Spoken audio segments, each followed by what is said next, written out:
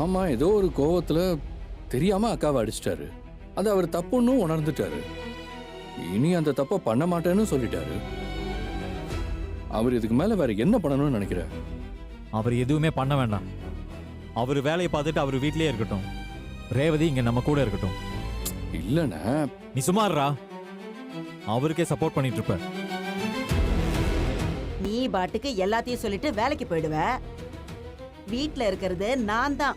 அக்கம் பக்கத்துல இருக்கிறவங்களுக்கெல்லாம் என்னால பதில் சொல்லிட்டு இருக்க முடியாது. அக்கம் பக்கத்துல இருக்கிறவங்கள என்கிட்ட பேச சொல்லுங்க, நான் பதில் சொல்லிக்கிறேன். அப்போ நீ ரேவதியை அனுப்பி வைக்க மாட்ட?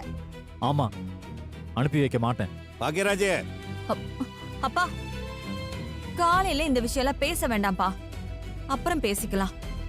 தலை வலிக்குது.